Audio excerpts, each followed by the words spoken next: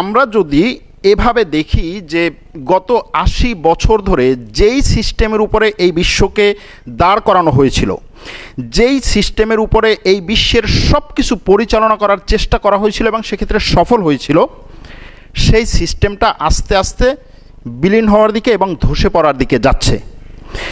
এই যে ধসে পড়ার দিকে যাচ্ছে, সেখানে গিয়ে থামবে না, সেখানে নতুন কিছু আসবে। সেই নতুন আসার ক্ষেত্রে সম্ভাবনা কি, চ্যালেঞ্জ কি এবং আমরা কোন জায়গায় দাঁড়াবো, এটা আমাদের এখন থেকে নির্ধারণ করা দরকার। এই মুহূর্তে থেকে যদি 2 সেকেন্ড চলে যায় তাহলে মনে করতে হবে যে আমরা পিছিয়ে পড়ছি। গণতন্ত্র এখন জনগণের জন্য আমরা জানি, কিন্তু আসলে এখন হচ্ছে গণতন্ত্র জনগণের গলা চেপে ধরে ক্ষমতায় থাকার একটা মূল মন্ত্র। ঠিক একইভাবে বর্তমানে যে ডলার ভিত্তিক অর্থনৈতিক সিস্টেম দেখি, সেটা হচ্ছে অল্প কিছু লোকের টাকা কামাইয়ের একটা সিস্টেম, যেখানে সাধারণ মানুষ বা সাধারণ যে জনগণ অথবা সমাজের একটা বৃহৎ অংশকে কোনোভাবেই মূল্যায়ন করা হয় না, না সেটা বাংলাদেশে, না সেটা অন্য কোনো জায়গায়। গুটি কয়েক দেশকে রক্ষা করার জন্য পুরো সিস্টেমটা তৈরি করা। এখন এখানে এসে আমরা দেখছি যে সেই আমেরিকা থেকে শুরু করে বিশ্বের বিভিন্ন দেশে গণতন্ত্র ধসে পড়ছে, ধরে রাখা যাচ্ছে না। ঘরটা জরাজীর্ণ একটা ঘরে পরিণত হয়েছে, যদি সেটাকে আমরা একটা ঘর মনে করি। একইভাবে অর্থনৈতিক সিস্টেমটাও এখন পুরোপুরি ক্রিপ্টোকারেন্সির দিকে চলে যাচ্ছে। বর্তমান বিশ্ব বা বিশ্বের বিভিন্ন দেশ যারা পরিচালনা করছেন বলে আমরা মনে করি, তারা আসলে দেশগুলো পরিচালনা করছেন না। দেশ পরিচালনা করার নীতি এবং নিয়মগুলো তৈরি করছে বড় বড় মাল্টিন্যাশনাল কোম্পানি। যদি উদাহরণ হিসেবে বলা হয়, একটা ফেসবুক বা টুইটার আপনাকে এমন কিছু নিয়মের মধ্যে বন্দি করছে যেটা আপনার রাষ্ট্র পর্যন্ত পারছে না। আপনার রাষ্ট্র যদি আপনাকে বলে যে আপনি এই কাজটা করার জন্য আপনি আপনার আইডেন্টিটি ভেরিফিকেশন দরকার, আপনি বলবেন যে দরকারই নেই, এটা কিসের জন্য করবো, আমি তো এই দেশের লোক। কিন্তু আপনি ফেসবুকে আপনার আইডি ভেরিফিকেশনের জন্য কিন্তু আপনি আপনার আইডেন্টিটি দিচ্ছেন। সুতরাং এই যে জায়গাতে আমরা আসছি, এটা এখানে থেমে থাকবে না। আজকে আর্টিফিশিয়াল ইন্টেলিজেন্স কী জিনিস আমরা অনেকেই জানি না। আমরা হয়তো মনে করি এআই হচ্ছে শুধুমাত্র চ্যাট জিপিটি। শুধু চ্যাট জিপিটি না, আপনার জীবনের প্রত্যেকটা জিনিস সে কন্ট্রোল করছে। এবং আমি হয়তো মনে করতে পারি যে একটা সময় পরে না, এটা আসলে এখানে গিয়ে দাঁড়াবে না, এটা হচ্ছে সামনে চলবে না, কিন্তু আমি জানি না যে এই জায়গাতে কি ধরনের পরিবর্তনগুলো আসছে। যদি আমরা আমেরিকাতে ট্রাম্পের নির্বাচন এবং সেই নির্বাচন নিয়ে এখন আমেরিকাতে যে ধরনের অগণতান্ত্রিক প্রক্রিয়াগুলো করার পরিকল্পনা বা পায়তারা চলছে, সেটাকে যদি আমরা সামনে নিয়ে আসি, তাহলে দেখবেন যে যেই দেশটাকে এতদিন পর্যন্ত গত ৮০ বছর ধরে সবাই মনে করত গণতন্ত্রের রক্ষক, বিশ্বে আইনের শাসনের একটা ভারসাম্য রক্ষা করবে এরকম একটা দেশ, সেই দেশটি এখন নিজের সমস্যা নিয়ে ঢুকছে। এটার থেকে পরিত্রাণের জন্য অথবা এখান থেকে সে তার অ্যাটেনশন ডাইভার্টের জন্য সে অনেকগুলো সমস্যা ক্রিয়েট করছে বিশ্বের বিভিন্ন জায়গায়, যার মধ্যে একটা হচ্ছে ফিলিস্তিন সমস্যা, আরেকটা হচ্ছে ইউক্রেন সমস্যা। আর এই ফিলিস্তিন এবং ইউক্রেন সমস্যা যে এখানে থেমে থাকবে না, সেটা সব ধরনের যতগুলো হচ্ছে আপনার পরিমাপক আছে, আপনারা যদি সেগুলো আমরা সামনে নিয়ে আসি, তাহলে দেখা যাবে যে এই সমস্যাগুলো এখানে থাকবে না, আরও বড় হবে। এবং এই বড় হওয়ার পরে একটা পর্যায়ে গিয়ে বর্তমান বিশ্ব যেই সিস্টেমের উপরে দাঁড়িয়ে আছে, সেটাতে আপনি সব কিছু অ্যাড করতে পারেন। এডুকেশন সিস্টেম অ্যাড করতে পারেন, অর্থনৈতিক সিস্টেম অ্যাড করতে পারেন, রাজনৈতিক সিস্টেম, কূটনৈতিক সিস্টেম, সামরিক সিস্টেম, যা আছে সব কিছু নিয়ে একটা ধস নামবে। সেই ধসটা কত বড় হবে সেটাই এখন প্রশ্ন। আর দ্বিতীয় প্রশ্ন হচ্ছে যে সেই ধসের পরে যে একটা নতুন পৃথিবী গঠন হবে, আপনি সেখানে কোন জায়গায় থাকবেন, আপনি সেটার জন্য কতটা প্রস্তুত।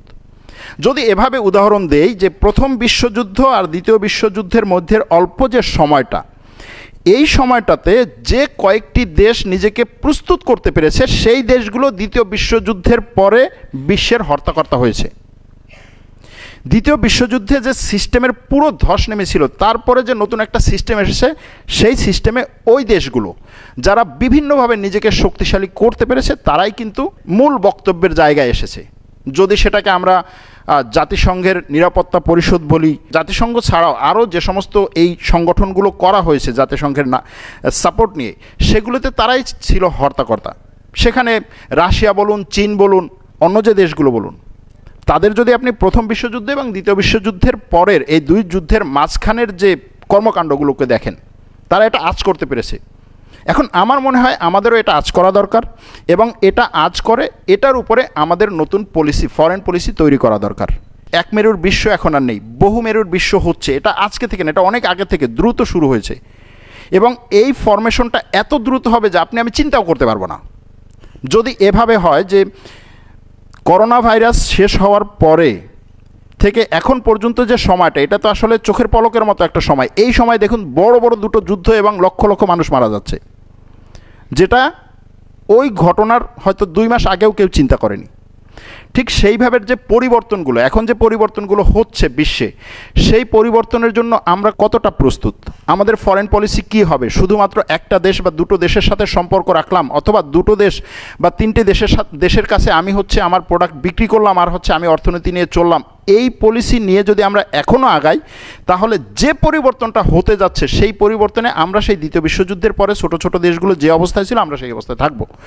এখন এখান থেকে আমাদের সিদ্ধান্ত নিতে হবে যে আমরা সেই অবস্থায় থাকবো, নাকি আমরা সবার সাথে, যা কোনো একটা দেশের কাছে যদি আমি $500 মিলিয়ন কোনো প্রোডাক্ট বিক্রি করতে পারি, সেই দেশের সাথে আমার সম্পর্ক গড়া দরকার। কোনো একটা দেশে যদি আমি আমার 200 শ্রমিক পাঠাতে পারি, সেই দেশের সাথে আমার সরকারিভাবে কাজ শুরু করা দরকার। হোক সেটা মধ্য এশিয়ার কোনো দেশ, কাজাকিস্তান, তুর্কমেনিস্তান, উজবেকিস্তান, যেটাই হোক। শুধুমাত্র যে আরব বিশ্বের লোক নিচ্ছে, সিস্টেম একটা দাঁড়িয়ে গেছে, এখন আমি সেটার দিকে না তাকালেও সেটা চলতেই থাকবে, সেটার উপরে নির্ভর করার সময় এখন নেই, সেটা শেষ হয়ে গেছে। জনসংখ্যা একটা দেশের জন্য যে কত বড় নেয়ামত, সেটা যদি আমরা বিভিন্ন দেশ ভ্রমণ না করতাম তাহলে বুঝতাম না। বাংলাদেশে থেকে শুধু এটাই মনে করতাম যে জনসংখ্যা হচ্ছে আমাদের উপরে অভিশাপ, কিন্তু জনসংখ্যা যে কত বড় নিয়ামত, এটা যদি আপনি বিভিন্ন দেশে যান এবং দেখেন যে সেই সমস্ত দেশে কাজ করার লোক নেই, সেই সমস্ত দেশে বিভিন্ন জায়গায় বসার লোক নেই, সেই সমস্ত দেশের বয়স্ক ধুকে ধুকে চিন্তা করছে যে আমাদের পরে এই দেশকে চালাবে। এদেশে যদি এখন একটা যুদ্ধ হয়, সেই যুদ্ধে কারা সামনে এসে যুদ্ধ করবে? নেই। এটা তো আমি মিলিটারি অ্যানালাইসিস যেটা, সেই দিক থেকে বললাম। এর বাইরে আপনি এটাকে বিভিন্নভাবে ধরতে পারেন, শিক্ষার দিক থেকে ধরতে পারেন, কর্মক্ষেত্রের দিক থেকে ধরতে পারেন, বিশ্বে লোক পাঠানোর দিক থেকে আপনি ধরেন না। বিশ্বের বহু দেশ আছে, তারা লোক খুঁজছে, আর আমরা, আমাদের লোকেরা বিভিন্ন পথে, এমন সব পথে পাড়ি দিয়ে যাচ্ছে যেটা আপনি দেখলে আপনার মাথা নষ্ট হয়ে যাবে যে এটা কীভাবে সম্ভব। বদ্ধ ট্রাকের মধ্যে তারপরে হচ্ছে দিনের পর দিন তারা পাড়ি দিয়ে যাচ্ছে, নিজেও জানে না যে কোথা থেকে তাকে কিভাবে নিয়ে যাওয়া হচ্ছে। এবং সেই পথ পাড়ি দিতে গিয়ে পাহাড়ের ঢাল বেয়ে যখন গাড়ি যায়, সেই পাহাড়ের ঢাল থেকে গাড়ি পড়ে গিয়ে মানুষ মারা যাচ্ছে, সে নিজেও জানে না যে সে মারা গেছে, তার পরিবারও জানে না সে মারা গেছে। অথচ আমরা যদি ট্রাই করি, আমরা যদি চেষ্টা করি, তাহলে এর চেয়ে বড় একটা জনসংখ্যাকে আমরা খুব সহজে বিভিন্ন দেশে পাঠাতে পারি। হোক না সেটা আফ্রিকার একেবারে সবচেয়ে দুর্বল একটা দেশ, আপনি তো সেখানে সেনাবাহিনী পাঠাচ্ছেন, সেই দুর্বল দেশে আপনি সেখানে সরকারের সাথে আলোচনা করে লোক পাঠান। শুধু এটাই না, এই যে সম্পর্কটা শুধুমাত্র এক মেরু এবং শুধুমাত্র দেয়ার সম্পর্ক না, যে আমি শুধু দেব আর দিয়েই তার সাথে ভালো থাকবো, সেটা না। দেয়া নেয়ার পরিমাণটা সমান হতে হবে। উইন উইন সিচুয়েশন যেটা, সেটা সবার সাথে হতে পারে, হোক সেটা আমেরিকা, হোক সেটা বাংলাদেশ, হোক সেটা তুরস্ক, হোক সেটা অন্য কোনো দেশ। তাকে আমি যেই পরিমাণে দেব, তার কাছ থেকে আমি সেই পরিমাণে নেব, কিন্তু তাকে শুধু দিয়েই যাব, কোনো কিছু নেব না। এই ফরেন পলিসি থেকে আমাদের এখন বেরিয়ে আসতে হবে। সেটা যদি না আসতে পারি, যেই বিশ্ব পরিস্থিতি এখন, যেই পরিবর্তিত পরিস্থিতি, এই পরিবর্তিত পরিস্থিতির পরের যে সময়টা, সেই সময়টাতে আমরা এই আজকের অবস্থানেই থাকব। অথচ আমাদের এখন যেটা হওয়া উচিত সেটা হচ্ছে, এই যে আর্টিফিশিয়াল ইন্টেলিজেন্সের কথা বললাম, তারপরে স্পেস ইন্ডাস্ট্রির কথা হয়তো সামনে আসবে, তারপরে হচ্ছে রোবোটিক ইন্ডাস্ট্রি, যেটা এই সমস্ত দিকে এত দ্রুত পরিবর্তনগুলো হচ্ছে যে কোনো একটা টেকনোলজি আসছে, আপনি সেটাকে বুঝে ব্যবহার করা শুরু করবেন, এর আগে ওটা পরিবর্তন হয়ে যাচ্ছে। তো এত দ্রুত দৌড়াচ্ছে বিশ্ব, সেখানে আমরা এখনও আস্তে আস্তে হাঁটছি।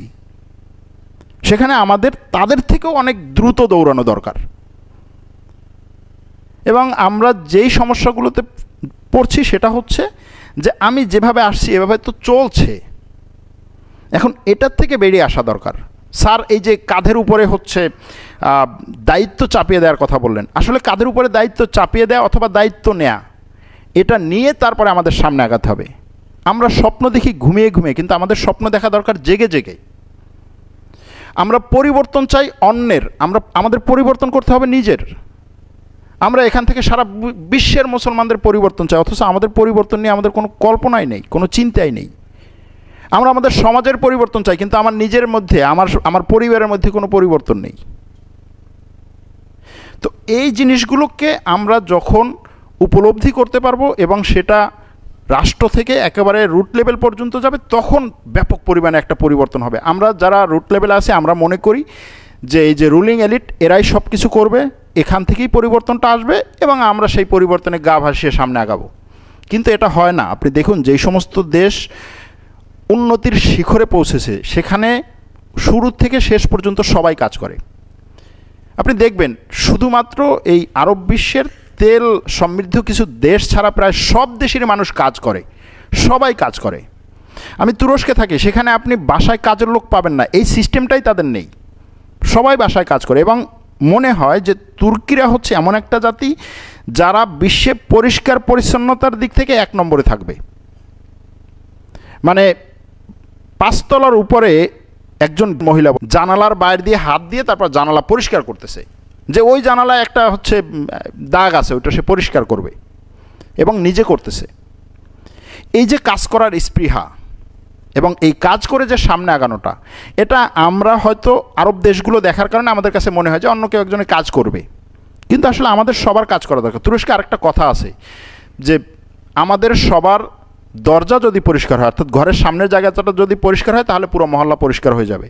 তখন আর আমাদের এই সিটি কর্পোরেশনের জন্য অপেক্ষা করতে হবে না, যেটা আমরা বাংলাদেশে দেখি না, সম্ভব না। এটা তো আমাদের কালচারই নেই, কীভাবে আসবে? তো এই ধরনের অনেকগুলো বিষয় আছে, যেই বিষয়গুলো আমরা একেবারে রুট লেভেল থেকে শুরু করে একেবারে উপরের লেভেল পর্যন্ত। আপনাদের অনেকের প্রশ্ন আসবে, এটা আমি জানি, যে আপনি বাংলাদেশ নিয়ে কথা বলেন না কেন, বাংলাদেশ নিয়ে কিছু করেন না কেন, বাংলাদেশের ক্রান্তি লগ্নে আপনি হচ্ছে এখনও পড়ে আছেন বিশ্ব নিয়ে। এটার উত্তর আমি বিভিন্ন সময় বিভিন্নভাবে দিয়েছি।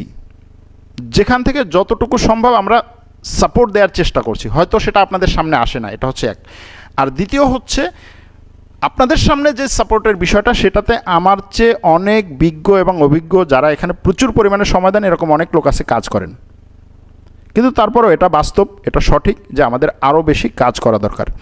আবারও সেই আগের কথায় চলে আসি যে বর্তমান এই যে পরিবর্তিত বিশ্ব পরিস্থিতি, যদি আরও স্পেসিফিকলি বলতে হয়, তাহলে আমেরিকার 1 মেরুর যে বিশ্ব ছিল সেটা এখন থেকে 2 মেরুর বিশ্ব হচ্ছে। কিন্তু এই 2 মেরুর বিশ্ব বা বহু মেরুর বিশ্বটা খুব বেশি দিন থাকবে না। আপনি একটা বড় সমস্যার থেকে, অথবা যদি এভাবে বলি যে ঝড়, ঘূর্ণিঝড়ের সময়টা এবং ঘূর্ণিঝড়ের পরবর্তী সময়টা, এই দুটো সময় কিন্তু খুব বেশি না। ঘূর্ণিঝড় হয়ে গেল, 1-2 দিনের সব কিছু মানে একেবারে ধুয়ে নিয়ে গেল, সব কিছু পরিষ্কার করে দিল, কিন্তু তারপরে আবার সেই আগের অবস্থায় ফিরে আসছেন। এখন এই ঘূর্ণিঝড়ের পরবর্তী যে সময়টা, এই সময়টা অল্প। এই সময়টাতে যদি আপনি পরিষ্কার পরিচ্ছন্ন আপনার সব কিছু, গাছ যেটা পড়ে গেছে সেটাকে যদি সঠিকভাবে আবার হচ্ছে লাগাতে পারেন, নতুন গাছ লাগাতে পারেন, সেখানে ওই যে পড়ে যাওয়া গাছগুলোকে আপনি যদি হচ্ছে বাইরের থেকে কোনো সাপোর্ট দিয়ে সেগুলোকে ঠিক করতে পারেন, তাহলে পারবেন। আর যদি সেটা না পারেন, ওই সময় 10 দিন পরে, 15 দিন পরে, 1 মাস পরে ওই পড়ে যাওয়া গাছকে আপনি আর উঠাতে পারবেন না। এখন আমরা ওই পরিস্থিতিতে আছি, ওই অল্প সময়টার মধ্যে আছি। এই অল্প সময়টার মধ্যে আপনি কত দ্রুত সিদ্ধান্ত নিয়ে কত দ্রুত পরিবর্তন করতে পারবেন, এটা শুধুমাত্র বাংলাদেশের বর্তমান প্রেক্ষাপটেই বলছি না, এটা বিশ্বের প্রেক্ষাপটটাও এরকম। এবং সেই প্রেক্ষাপটে যেটা বললাম যে 1 মেরুর দুনিয়ার থেকে বহু মেরুর দুনিয়ায় আমরা অল্প কিছু সময় থাকবো, এরপরে আবার 1 মেরুর দুনিয়া হবে।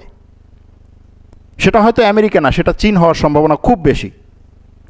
তো এই যে অল্প সময় আমরা বহু মেরুর দুনিয়ায় থাকবো, সেই অল্প সময়ে আপনি কতগুলো বন্ধু রাষ্ট্র তৈরি করতে পারেন, কতগুলো দেশের সাথে আপনি সুসম্পর্ক গড়তে পারেন, সেটার উপরে ভিত্তি করে ওই আবার যে 1 মেরুর দুনিয়া হবে সেখানে আপনি আপনার অবস্থান নির্ধারণ করতে পারবেন। আজকে কয়েকটা দেশকে আমরা হচ্ছে সবসময় এই কথা বলি যে 2 নৌকায় পা দিচ্ছে। সেটার একটা হচ্ছে ভারত, আরেকটা হচ্ছে তুরস্ক। আন্তর্জাতিক সম্পর্কের ক্ষেত্রে তারা 2 নৌকায় পা দিচ্ছে, এটা বাস্তব, 2 নৌকায় পা দিচ্ছে। কিন্তু যদি বর্তমান বিশ্ব সিস্টেমটা 1 মেরুর সিস্টেম না হতো, তাহলে সব দেশেরই এটা করা উচিত। কেন আমি 1 নৌকায় থাকব? কেন আমি 5 নৌকায় পা দেব না? আমি 5টা দেশের সাথে আমার সম্পর্ক থাকবে না কেন? কেন আমার একদিকে আমেরিকার সাথে, আরেকদিকে চীনের সাথে, আরেকদিকে রাশিয়ার সাথে, আরেকদিকে ইউরোপীয় ইউনিয়নের সাথে সম্পর্ক থাকতে পারবে না? হোক সেটা ব্যবসায়িক সম্পর্ক অথবা সামরিক সম্পর্ক অথবা কূটনৈতিক সম্পর্ক। কিন্তু আমাদের মাথার মধ্যে এমন কিছু জিনিস সেট করে দেওয়া হয়েছে যে না, তুমি যদি কোনো একটা দেশের বন্ধু হও তাহলে তুমি তার বন্ধুই। কিন্তু সমস্যা হচ্ছে ওই দেশটা তো আমাকে বন্ধু মনে করে না। আমি তাকে পরম বন্ধু মনে করে সব কিছু দিচ্ছি, কিন্তু সে তো আমাকে পরম বন্ধু মনে করে না, সে আমাকে ইউজ করে। এই জিনিসটা আমি কেন বুঝতে আমার 10 বছর 15 বছর সময় লাগবে? এখনও এই যে অবস্থায় আমরা আছি, এই অবস্থা থেকে যদি আমরা আবার সেই একই জায়গায় যাই, তাহলে আমরা যে অবস্থায় আছি সেখানে থাকবো না, আমরা পিছিয়ে যাচ্ছি মনে করতে হবে। তো এই কারণে বর্তমান যে বিশ্ব পরিস্থিতি, এই বিশ্ব পরিস্থিতির সাথে সাথে বাংলাদেশের পরিস্থিতি, বাংলাদেশে যেরকম একটা বড় ধরনের পরিবর্তন হচ্ছে, ঠিকই একইভাবে যদি আপনি মূল্যায়ন করেন, বিশ্বেও বড় ধরনের পরিবর্তন হচ্ছে। এবং এই পরিবর্তনগুলো যখন হয়, ধরুন দ্বিতীয় বিশ্বযুদ্ধের সময় যে পরিবর্তনগুলো হয়েছে, অনেকগুলো দেশে একত্রে বড় ধরনের পরিবর্তন হয়েছে। আবার দ্বিতীয় বিশ্বযুদ্ধের পরে আপনি যদি 71 সালের সময়টা মনে করেন, 70, 71, 72, মধ্যপ্রাচ্যের অনেকগুলো দেশ ওই একই সময় স্বাধীন হয়েছে, অনেকগুলো দেশে বড় বড় পরিবর্তন হয়েছে। তারপরে 91 সময় যদি মনে করেন, সে সময় বড় বড় অনেকগুলো পরিবর্তন হয়েছে।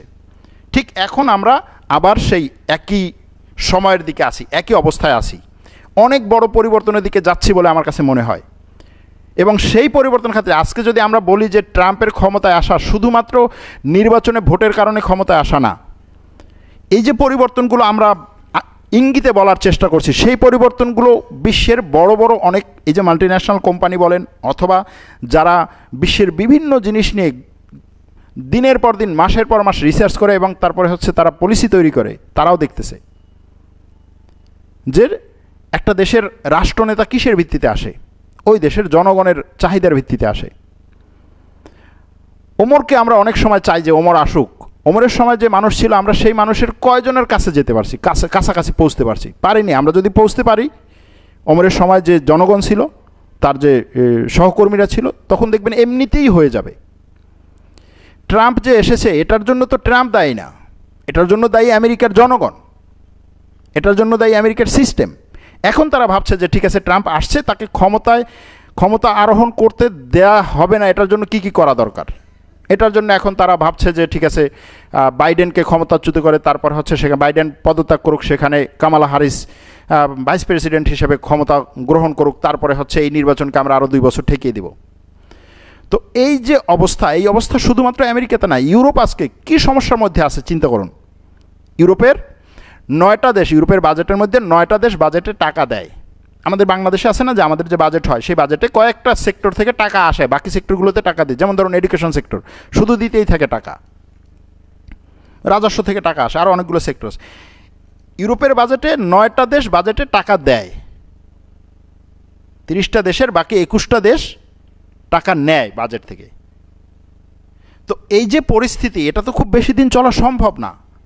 এরপরে তারা এই ইউক্রেন যুদ্ধের কারণে যে পরিমাণ অর্থনৈতিক সমস্যায় আছে, কিন্তু এখনও আমরা মনে করি যে হচ্ছে তাদের তোষামেদি করে চলতে হবে। বিষয়টা তোষামেদ না, বিষয়টা হচ্ছে উইন উইন সিচুয়েশন তৈরি করা দরকার। আপনি ছোট রাষ্ট্র, আমি ছোট রাষ্ট্র, ঠিক আছে, আমি টুপি বিক্রি করি, আমি টুপি বিক্রি করে তার কাছ থেকে রুমাল কিনবো, কিন্তু আমি টুপি বিক্রি করার কারণে যে হচ্ছে সে আমাকে মানে দমায়ে রাখবে সেটা তো না। অথবা আমি টুপি বিক্রি করে তার কাছ থেকে কিছুই নেব না, সেটা তো না। পোশাক বিক্রি করে আমরা ইউরোপের কাছে, পোশাক বিক্রি করার কারণে কেন আমার সব সময় ইউরোপের কাছে মাথা নত করে থাকতে হবে? আমি এটা কেন বুঝতে পারছি না যে আমি যদি পোশাক বিক্রি না করি তাহলে সে উলঙ্গ থাকবে। এই যে টেন্ডেন্সি, এটা আমার মাথায় নেই। আমার সবসময় মাথায় হচ্ছে যে আমি যদি পোশাক বিক্রি না করি তাহলে আমার পোশাক শ্রমিকরা না খেয়ে থাকবে। এটার কারণ কি? কারণ হচ্ছে আমি একটা বাজার তৈরি করছি, আমি আর নতুন কোনো বাজার তৈরি করিনি। ইউরোপে লোক সংখ্যা খুবই কম। ইউরোপে সবগুলো দেশ মিলেও হচ্ছে দেখা গেছে যে এই আমাদের এই অঞ্চলের একটা দেশের কাছাকাছি আসতে পারবে না। অথবা আফ্রিকার কথা চিন্তা করুন, কিন্তু আমরা আফ্রিকাকে সব সময় আফ্রিকাকে দূরে রেখেছি যে ওখানে কোনো কিছু নাই, ওখানে মানুষ আছে, তারা পোশাক পরে, তারা খাবার খায়। এই জিনিসগুলোকে আমরা সব সময় হচ্ছে ডিনাই করছি। কেন? কারণ হচ্ছে ইউরোপীয় মিডিয়া আমাদেরকে ওইভাবে দেখিয়েছে এবং তারা সেখানে ব্যবসা করছে। এই এখন দেখুন তুরস্ক আফ্রিকায় ব্যবসা করতে যাওয়ার কারণে কত বড় বড় সমস্যার সম্মুখীন হচ্ছে, যে এখানে তুমি কেন ঢুকছো।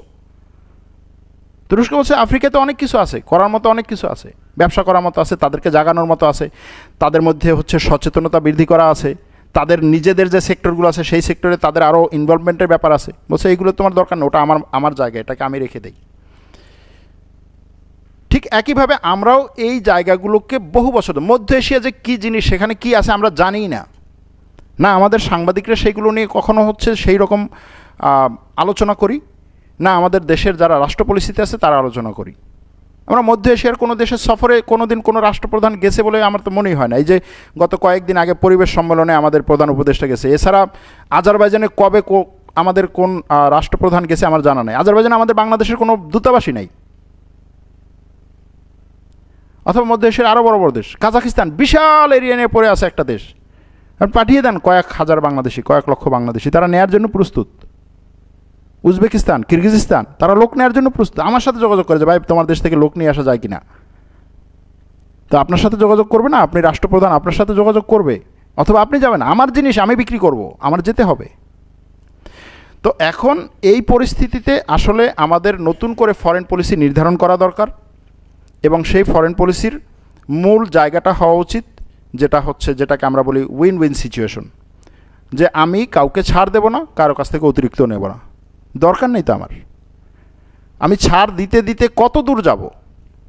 এবং আপনি যখন ছাড় দিতেই থাকবেন, একটা সময় পরে আপনার আর মাথা জাগিয়ে প্রশ্ন করার কোনো সুযোগই থাকবে না। এবং সেটা আমরা দেখেছি, এটা শুধুমাত্র বাংলাদেশের প্রেক্ষাপটে না, এটা পুরো মুসলিম বিশ্বের প্রেক্ষাপটে আমরা দেখেছি।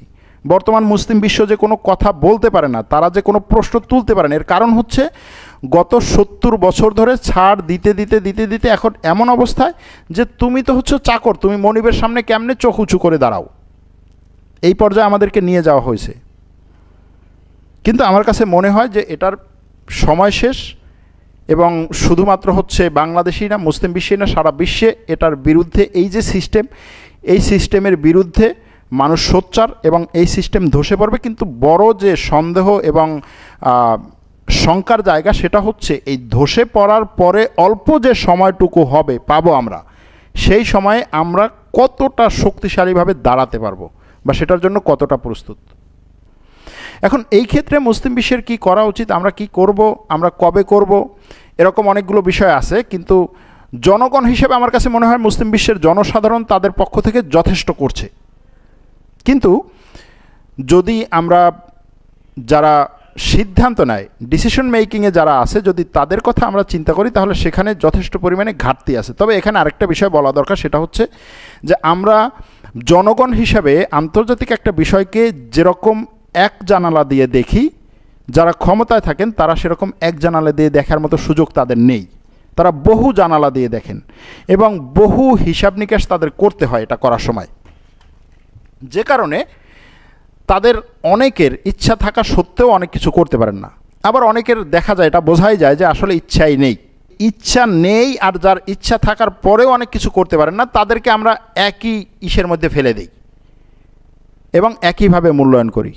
কিন্তু না, এটা সবসময় ছিল, আছে, এবং আমার কাছে মনে হয় যে যদি আগামীর বিশ্ব একটা নতুন বিশ্বের দিকে আমরা যাই, ন্যায়ের উপরে প্রতিষ্ঠিত একটা বিশ্বের কথা আমরা চিন্তা করি, তাহলে সেখানে এভাবে ধরে নিতে হবে যে সেটা কোনো না কোনো একটা মুসলিম বিশ্বের নেতৃত্বে তৈরি হবে। সেটা এরকম, এটাকে হয়তো ইথোপিক চিন্তা করা হতে পারে, যে আপনি একটু আগে বললেন আমেরিকা আর হচ্ছে চীন, মাঝখানে রাশিয়া, আবার বলেন মুসলিম বিশ্বের নেতৃত্ব। আমি এখানে বলছি ন্যায়ের ভিত্তিতে যে একটা ব্যবস্থা, সেটার জন্য অনেকগুলো মুসলিম দেশ চেষ্টা করছে, এবং তারা সেই চেষ্টাটা হয়তো বা সরাসরি কতগুলো টার্মিনোলজি যে আমরা ব্যবহার করি সেটাকে হয়তো ইউজ করছে না, কিন্তু তারা আন্তর্জাতিকভাবে চেষ্টা করছে। এবং আমার কাছে যেটা মনে হয় যে ইতিমধ্যে সেটা বিভিন্ন জায়গায় সেটার প্রতিফলন আমরা দেখতে পাচ্ছি, যার একটা হচ্ছে গতকাল আইসিসির সিদ্ধান্ত। এটাকে ছোট একটা সিদ্ধান্ত হিসাবে দেখা যায় না, এবং এই সিদ্ধান্তের পিছনে বহু মুসলিম দেশের বহু গোয়েন্দা সংস্থার কাজ আছে, যেটা আমি জানি না। কীরকম গোয়েন্দা সংস্থার কাজ? আইসিসির এই সিদ্ধান্ত যেন না নেওয়া হয় সেজন্য এই সিদ্ধান্তের সাথে জড়িত যত জাজ, যত বিচারক, যত প্রসিকিউটর আছে তাদের সবাইকে কোনো না কোনোভাবে ঠেকিয়ে দেওয়ার চেষ্টা করেছিল ইসরায়েল গোয়েন্দা দিক দিয়ে, এবং তাদেরকে রক্ষার জন্য আবার মুসলিম বিশ্বের 2-3টা দেশের গোয়েন্দা সংস্থা যথেষ্ট পরিমাণে কাজ করছে তাদের সাধ্য অনুযায়ী। সেই কাজের ফলে আমরা দেখতে পাই যে বিভিন্ন ধরনের নারী কেলেঙ্কারি, তারপরে হচ্ছে একজন জাজের সেখান থেকে অপসারণ, নতুন একজনকে নিয়ে আসা, সেই জাজকেও আবার হচ্ছে মানে সঠিকভাবে অথবা মুক্তভাবে সিদ্ধান্ত নেওয়ার যে অপশনটা না দেওয়া, সেখানে যে জায়গা করে দেওয়া, এই সমস্ত কাজে কাজ করছে। ইউরোপে এখন অনেকগুলো মুসলিম দেশের গোয়েন্দা সংস্থা সিরিয়াসলি কাজ করছে, যে কারণে আপনি দেখবেন যে তারা অনেক কিছু করতে চায় কিন্তু শেষ পর্যন্ত গিয়ে পারে না।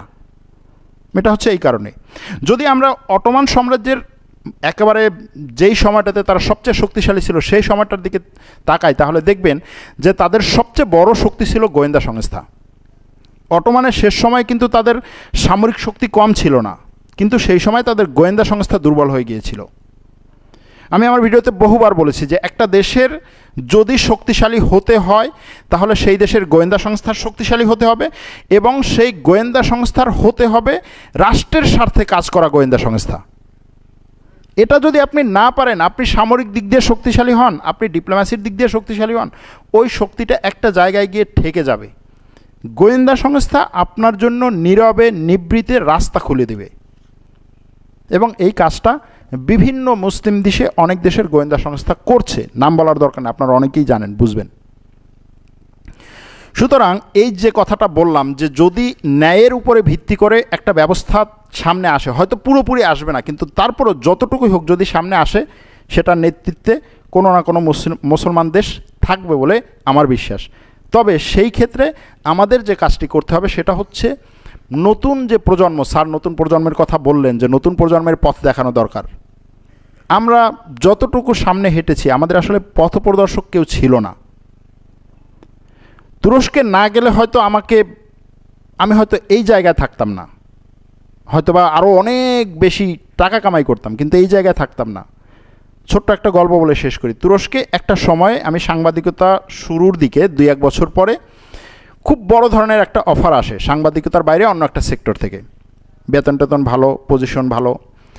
তখন তুরস্কে আমার যাকে আমি গুরু মনে করি সাংবাদিকতার, তার সাথে আমি কথা বললাম যে এরকম একটা অফার আসছে, কি করা যায়। তখন বললো, সরোয়ার তোমার সাংবাদিকতায় থাকা দরকার, এইদিকে কেউ থাকে না, কারণ এখানে কষ্ট অনেক বেশি। তুমি টাকা কামাই করতে পারবা, কিন্তু এই যে জায়গাটা খালি হবে, এই জায়গাটা তুমি কাকে দিয়ে পূরণ করবা? এবং তখন সে আমাকে করে যে তোমার সংসার চলার মতো টাকা তো পাচ্ছ। হ্যাঁ পাচ্ছি। তাহলে এইভাবে চালাও। আমি এইভাবে চালিয়ে কোথায় যাব, কত দূর যাব? আমি একটা পত্রিকার কোনো একটা খবর লিখি, এতটুকুই তো। তুমি এখন জানো না যে তোমার এই খবর লেখাটা কত গুরুত্বপূর্ণ। হয়তো 5 বছর পরে বুঝবা, 10 বছর পরে বুঝবা। আমি জানি না সে কি ভেবে কোন দিক থেকে দেখে এই কথাগুলো বলছে। তো এই যে জিনিসটা, এই যে নিউ জেনারেশনকে হচ্ছে পথ দেখানো, এটা খুব গুরুত্বপূর্ণ একটা কাজ। আপনি শিক্ষিত বানান, আমরা তো শিক্ষিত বানাচ্ছি না, প্রচুর শিক্ষিত বানাচ্ছি, কিন্তু আমরা শিক্ষিত বেকার বানাচ্ছি। বিভিন্ন দিক থেকে কাজ করা সম্ভব, ব্যবসায় কাজ করা সম্ভব। তারপরে হচ্ছে একটা ছেলের যেই দিকে আগ্রহটা সবচেয়ে বেশি সেটা খুঁজে বের করা দরকার, বের করে আপনি সেই দিকে তাকে ধাবিত করেন। এরপরে যেই জিনিসগুলো সে জানে না সেই জিনিসগুলোকে তাকে জানিয়ে তারপর হচ্ছে তার অন্তত ব্রেন স্ট্রম করার একটা সুযোগ দেওয়া দরকার। যেমন ধরুন আর্টিফিশিয়াল ইন্টেলিজেন্স। আমি যদি অনলাইন ইউটিউব, ফেসবুক, তারপর হচ্ছে অনলাইন পোর্টালগুলোর কথা বলি, একসময় বাংলাদেশে হচ্ছে মিছিল হতো যে অনলাইন চলবে না, অনলাইন চলবে না। সেই সময় এই মিছিলগুলো না করে যদি আমরা তখন অনলাইনটাকে কত প্রোডাক্টিভভাবে এবং কত সুন্দরভাবে আমরা ব্যবহার করতে পারি সেটার চেষ্টা করা হতো, তাহলে আজকে আমরা হয়তো আরও সামনে এগিয়ে থাকতাম। ঠিক একইভাবে আজকে আর্টিফিশিয়াল ইন্টেলিজেন্স নিয়ে অনেক ধরনের বক্তব্য যে না এটা হবে না, এটা কি সম্ভব, রোবোটিক সিস্টেম এটা সম্ভব না, আল্লাহর মানুষ আল্লাহর দুনিয়াতে খেলাফতি করবে, নেতৃত্ব দেবে, এখানে রোবটের কোনো ভ্যালু নেই। কিন্তু আপনি আজকে যেই স্ট্রাকচারে এটা চিন্তা করছেন, কল্পনা করে রোবটের যে অবয়বটা আপনি তৈরি করছেন, রোবোটিক সিস্টেম তো সেটা না, আর্টিফিশিয়াল ইন্টেলিজেন্স সেটা না। আপনাকে আমাকে প্রত্যেক দিন পরিচালিত করছে আর্টিফিশিয়াল ইন্টেলিজেন্স। আপনি বুঝতেই পারছেন না, আপনি যে গুগল ম্যাপ ব্যবহার করেন, আর্টিফিশিয়াল ইন্টেলিজেন্স। সে আপনাকে দেখছে যে আপনি এখান থেকে হাঁটতেছেন, তারপর বলতেছে যে না ডানে যাও বামে যাও। আমাদের বাংলাদেশে এখনও নাই, আমি লন্ডনে গিয়ে ব্যবহার করছি যে রাস্তায় এরকম হচ্ছে গুগল ম্যাপ থেকে ক্যামেরা অন করলাম, তারপর দেখালাম যে আমি কোন দিকে হাঁটবো, আমি এই জায়গায় যাবো, কোন দিকে হাঁটবো। যখন এরকম এই রাস্তার এই দিক দেখালাম বলে যে না এই দিকে না, এরপর এইভাবে দেখালাম বলে যে হ্যাঁ এই দিকে হাঁটো। মানে সে রাস্তার থেকে ওই যে বিল্ডিংগুলো, ওই বিল্ডিংগুলো দেখে আপনার মতো দেখে তারপর বলতেছে যে হ্যাঁ এই দিকে হাঁটো। আপনি যদি ওখানে একটা সাধারণ স্বাভাবিক মানুষকে দাঁড় করাতেন, সে বলতো যে না ওই দিকে না এই দিকে। এগুলো আর্টিফিশিয়াল ইন্টেলিজেন্স, সিম্পল উদাহরণ দিলাম। এরকম আরও বহু জিনিস হবে।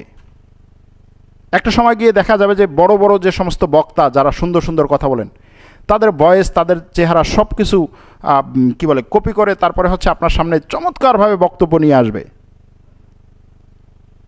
যে বক্তব্যে হয়তো হাজার হাজার মানুষের মন ভুলে যাবে। এটা আপনি করবেন না, আরেকজন করবে, সে ভিন্ন দিকে ধাবিত করার জন্য করবে। কিন্তু আপনি যদি ওই স্পেসটা খালি না রাখেন, তাহলে আপনি আপনার জন্য, আপনার মত বলুন, পদ বলুন, আপনার রাষ্ট্র বলুন, সেটার জন্য আপনি করতে পারবেন। আমরা এখনও পর্যন্ত সোশ্যাল মিডিয়া যে সমস্ত বড় বড় কোম্পানি আছে তাদের উপরে কোনো ধরনের চাপ সৃষ্টি করতে পারেনি। বাংলাদেশে কোনো কোম্পানি নেই, ফেসবুকের কোম্পানি নাই, ইউটিউবের কোম্পানি নাই, তারপরে হচ্ছে কারো কোম্পানি নেই, অথচ এই দেশ থেকে তারা বিলিয়ন বিলিয়ন ডলারের ব্যবসা করছে। বাংলাদেশের পত্রিকাগুলো আজকে, পত্রিকা টেলিভিশনগুলো আজকে কেন ধুকে ধুকে মরছে? আমরা এখানে একটু আগেও হচ্ছে এগুলোকে আমরা সমালোচনা করেছি, কেন তারা হচ্ছে ক্লিক বাইট করে, অর্থাৎ তারা মুখরোচক বা হচ্ছে মানুষকে আকর্ষণ করার জন্য কিছু ভিডিও, কিছু হেডলাইন দেয়, সেগুলো দিয়ে তারপর দেখা গেল যে অরিজিনাল কিছু নেই। এর কারণ কি? কারণ হচ্ছে তারা অ্যাড চায়। তারা নর্মাল যে টেলিভিশনে তারা অ্যাড পাচ্ছে না, বিজ্ঞাপন পাচ্ছে না। বিজ্ঞাপন না পাওয়ার কারণে তারা বেতন দিতে পারছে না। এই বিজ্ঞাপনগুলো চলে যাচ্ছে কোথায়? ইউটিউবে। অথচ ইউটিউব এখান থেকে এত বেশি টাকা কামাই করে নিয়ে যাচ্ছে, এখানে কোনো অফিস নেই, এখানে কোনো কর সিস্টেম নেই। তার জন্য কর সিস্টেম কার জন্য? আপনি একটা মুদি দোকান দিচ্ছেন আপনার জন্য। এগুলোকে দেখতে হবে, চিন্তা করতে হবে। এই সমস্ত কোম্পানির বিরুদ্ধে আপনার দাঁড়াতে হবে। আপনি যখন দাঁড়াবেন তখন দেখবেন যে আন্তর্জাতিক সব মিডিয়া আপনার বিরুদ্ধে যাচ্ছে, যে বাংলাদেশ ইউটিউব বন্ধ করে দিচ্ছে। বাক স্বাধীনতা? কিসের বাক স্বাধীনতা? বাক স্বাধীনতা বহু দেশে দেখেছি, কোনো জায়গায় বাক স্বাধীনতা বলতে কিচ্ছু নাই।